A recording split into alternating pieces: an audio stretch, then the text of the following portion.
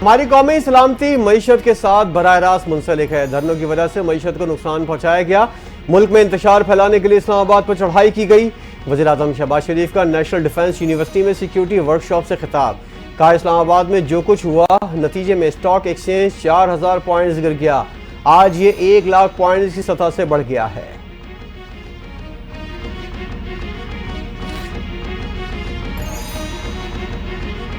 खैबर पख्तूनख्वा ने 2 बार विफाक पर चढ़ाई करके गवर्नर राज का आईनी जवाब पैदा किया।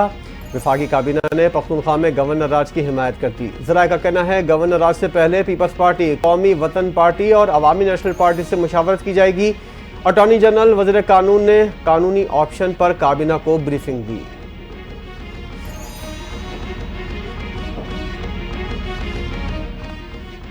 पीटीआई मुल्क की तारीख में सियासी इंतशारी टोले की शक्ल इख्तियार कर चुकी है। पीटीआई की वजह से मुल्क भर के अवाम में पाई जाने वाली बेचैनी का खात्मा किया जाए।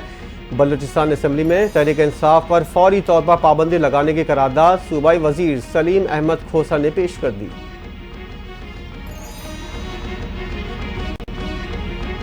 तहरीक इंसाफ की असम्बली में अक्सरियत है। गवर्नर राज 3 माह बाद खत्म हो जाएगा। हुकूमत और पीटीआई में मानी खेज मुज़ाकरात की जरूरत है। एएनपी ने पख्तूनख्वा में गवर्नर राज लगाने की मुखालफत कर दी। तर्जुमान एएनपी कहते हैं, मुल्क में सियासी अदम इस्तेहकाम खतरनाक हद तक बढ़ गया है।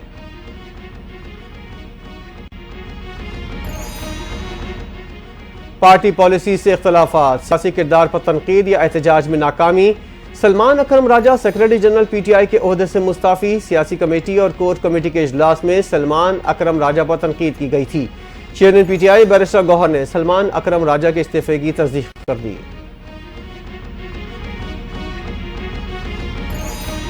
चौबीस नवंबर के एहतजाज में नाकामी। सेक्रेटरी जनरल पीटीआई सलमान अकरम राजा के बाद सुन्नी इत्तेहाद काउंसिल के सरबराह साहबजादा हामिद रजा ने भी तहरीक इंसाफ से राहें जुदा कर ली। सियासी कोर कमेटी से मुस्ताफी। हामिद रजा कौमी असम्बली से भी इस्तीफा देंगे। 24 नवंबर के एहतजाज के पेश नज़र पार्टी तनकीद और इख्तलाफात की वजह से हामिद रजा ने मुस्ताफी होने का फैसला किया। 24 नवंबर को तोड़ फोड़, जलाओ घेराव, हंगामा आराई और कार्य सरकार में मुदाखलत का इल्जाम। 7 मुख्तलिफ थानों से गिरफ्तार 325 मुल्जिमान रावलपिंडी की दहशतगर्दी खुसूसी अदालत में पेश।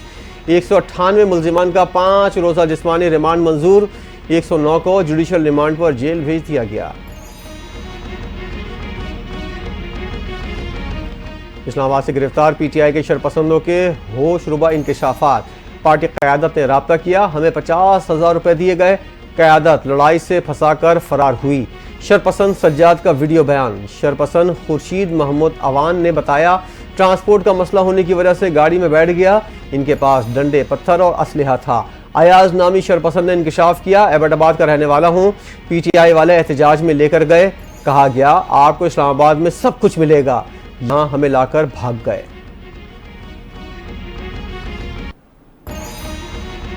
पीटीआई एहतजाज की कॉल पुरतशद्दुद साबित हुई। मुजाहिरीन ने पुलिस पर बराह रास्त फायरिंग की। आरपीओ रावलपिंडी की डीपीओ अटक के हमरा प्रेस कॉन्फ्रेंस। कहा, पुरतशद्दुद एहतजाज के बावजूद पुलिस ने तहम्मुल का मुजाहरा किया। पुलिस के 170 अहलकार जख्मी हुए। मुजाहिरीन ने तमाम सरकारी वसाइल का इस्तेमाल किया। शरपसंदों में अफगान शहरी भी शामिल थे।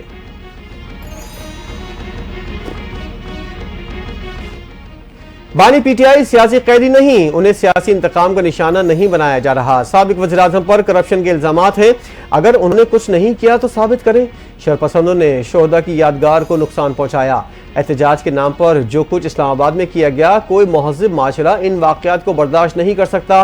वफाकी वज़ीर एहसन इकबाल का भी तहरीक इंसाफ पर बैरून मुल्क से फंडिंग लेने का इल्जाम। हमने संज्ञानी में पुरअमन एहतजाज की पेशकश की। पीटीआई के अज़ाइम पुरअमन एहतजाज के नहीं थे। पीटीआई के शरपसंद लोग अपने साथ आंसू गैस और हथियार लाए थे। गिरफ्तार शरपसंदों में अफगान बाशिंदे शामिल हैं। अता तारा ने अफगान बाशिंदों को एहतजाज में शामिल किए जाने पर सवालात उठा दिए। आईनी तरमीम खत्म करने का इख्तियार सिर्फ पार्लियामेंट के पास है। तहरीक इंसाफ के मुतालबात ना पूरे होने वाले हैं।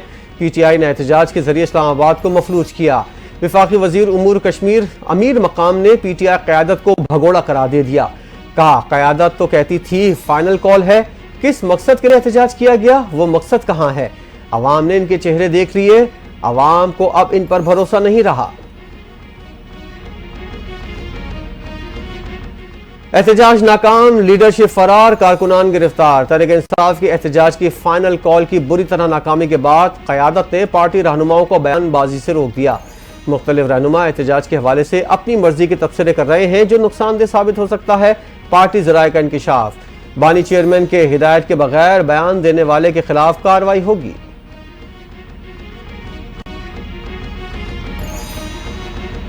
साने डी चौक को कौमी और बैनुल-अक़वामी दोनों फोरम पर उठाया जा रहा है। शहीदों का खून रायगा नहीं जाएगा।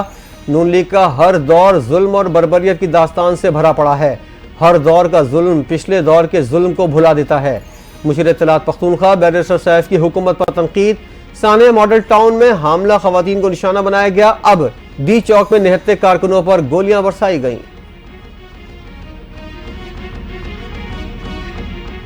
पीटीआई को चेक करना चाहिए, बुशरा बीबी कहीं 2 नंबर गेम तो नहीं खेल गईं। वज़ीर दिफा ख्वाजा आसिफ की बुशरा बीबी पर तनकीद। बोले संजानी में बैठने पर लीडरशिप राजी थी, बुशरा बीबी की जिद पर केपी से आने वाले डी चौक पर हमला आवर हुए। बुशरा बीबी फरार हो गई। गंडापुर कारकुनों के हाथों सारा दिन रुल गए।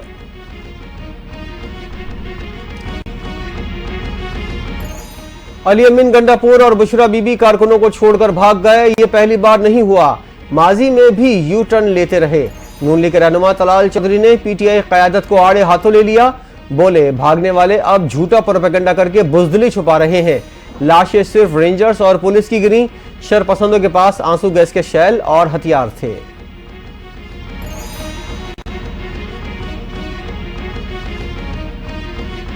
पीटीआई रहनुमा शौकत यूसुफजई का पार्टी की मौजूदा क़यादत से इस्तीफे का मुतालबा।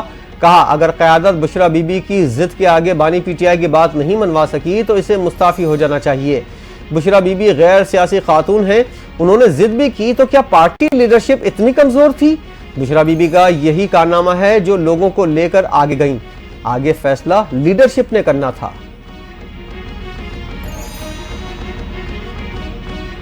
पीटीआई रहनुमा लतीफ खोसा ने 278 कारकुनों के जाबाक होने का दावा कर दिया। कहा इस्लामाबाद में एहतजाज के दौरान हमारे कारकुनों की जानें गईं।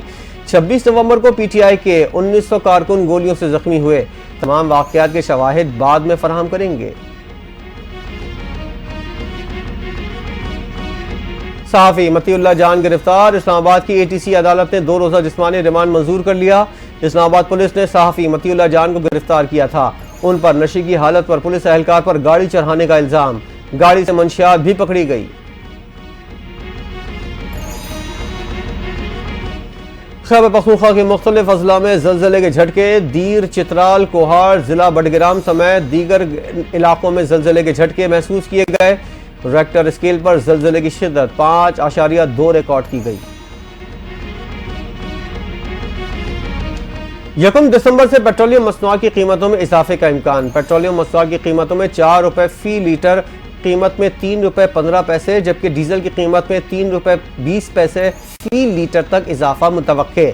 मिट्टी के तेल की कीमत 4 रुपए फी लीटर तक बढ़ सकती है। पेट्रोलियम मसनूआत की कीमतों का हतमी फैसला 30 नवंबर को होगा। कुरम में मुखालिफ गुरोहों के दरमियान 10 दिन के लिए सीज फायर पर इत्तेफाक। वज़ीर आला पख्तूनख्वा अली अमीन गंडापुर कहते हैं फरीकैन के दरमियान जंग बंदी खुशाइंद है। तनाज़ात के हल के लिए मुज़ाकरात रास्ता इख्तियार किया जाएगा। इलाके में महफूज नक्लो हमल के लिए सिक्योरिटी प्लान पर काम जारी है।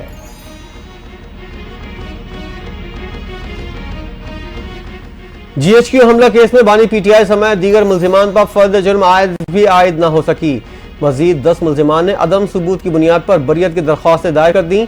स्पेशल प्रोसिक्यूटर का कहना है मुकम्मल सबूत हैं, कोई नहीं कह सकता GHQ पर हमला नहीं हुआ। अगर आप सच्चे हैं तो अदालत के सामने क्यों नहीं कर रहे? मुल्जिमान ने आज भी हाजिरी से इस्तिस्ना की दरख्वास्त दायर की। अदालत का माहौल खराब करने की कोशिश की जा रही है। बानी पीटीआई और बुशरा बीबी के खिलाफ 190 मिलियन पाउंड रेफरेंस की समाअत 2 दिसंबर तक मुलतवी। एहतसाब अदालत के जज नासिर जावेद राना की अदम दस्तयाबी की वजह से समाअत मुलतवी की गई। आज बानी पीटीआई और बुशरा बीबी का 342 का बयान अडियाला जेल में रिकॉर्ड होना था। बानी पीटीआई को अच्छा समझें या बुरा, उन्हें करोड़ों लोगों ने वोट दिया है, उन्हें जमानत पर रिहा किया जाए। पख्तूनख्वा मिल्ली अवामी पार्टी के चेयरमैन महमूद खान अचकजई का प्रेस कॉन्फ्रेंस में मुतालबा। 8 फरवरी के इंतखाबात में जर और जोर की ताकत से अवाम के मैंडेट को छीना गया। कौमी असम्बली में अयाज सादिक ने पीपल्स पार्टी की हिमायत से आइन की धज्जियां उड़ाई। इस तरमीम पर छोटे सूबों के भी तहफ़्फ़ुज़ात थे। एक वोट खरीदने के लिए 70 करोड़ रुपए कहां से आए? महमूद खान अचकजई ने कई सवालात उठा दिए।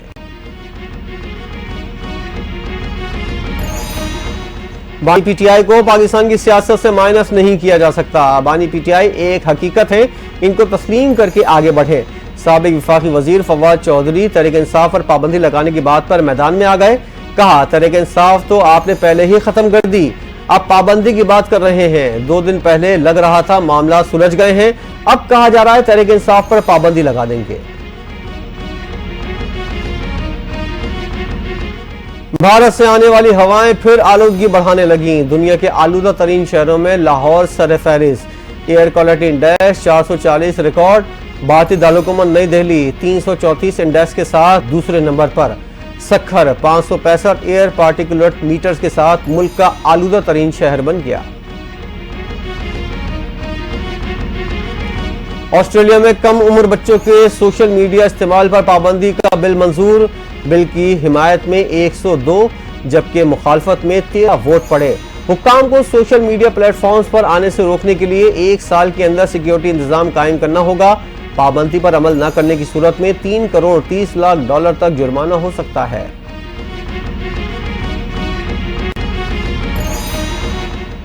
नौ मंतखब अमरीकी सदर डोनाल्ड ट्रंप ने रिटायर्ड जनरल कैथ कैटलॉग को रूस और यूक्रेन के लिए मंदूब मुंतखब कर दिया। कैथ कैटलॉग ट्रंप दौर में white house national security council के चीफ ऑफ स्टाफ रह चुके हैं। अब यूक्रेन में जारी जंग के खात्मे के लिए अहम मुज़ाकरात में हिस्सा लेंगे। कैटलॉग ने रूस और यूक्रेन के साथ मुज़ाकरात की अहमियत पर जोर दिया था। चीन ने जासूसी समेत मुख्तलिफ इल्जामात पर कई साल से कैद 3 अमरीकी शहरियों को रिहा कर दिया। अमरीकी मीडिया के मुताबिक वाशिंगटन और बीजिंग के दरमियान कैदियों का तबादला हुआ। अमरीकी शहरी मार्क स्वीडन को मंशियात फरोशी के इल्जाम में गिरफ्तार किया गया था। काइली और जॉन लियोंग को जासूसी के इल्जामात में 10 साल कबल गिरफ्तार किया गया था। अमरीकी सदर जो बाइडन ने शहरियों की रिहाई का मामला उठाया था। पाकिस्तान स्टॉक मार्केट की तारीख में गोल्डन दिन। कारोबारी हफ्ते के चौथे रोज तमाम रिकॉर्ड टूट गए। 100 इंडेक्स ने 1 लाख पॉइंट का संग मील उबूर कर लिया। इंडेक्स में 790 पॉइंट्स का इजाफा। 100 इंडेक्स 1,59,000 पॉइंट्स की बुलंद तरीन सतह पर पहुंच गया।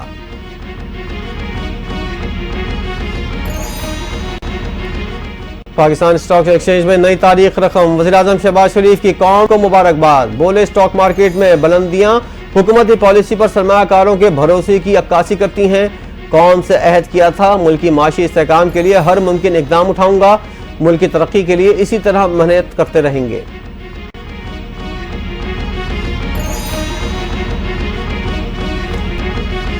और बुलावायों में खेले गए तीसरे वनडे मैच में पाकिस्तान के हाथों जिम्बाब्वे को 99 रन से शिकस्त। शाहीनों ने सीरीज 2-1 से जीत ली।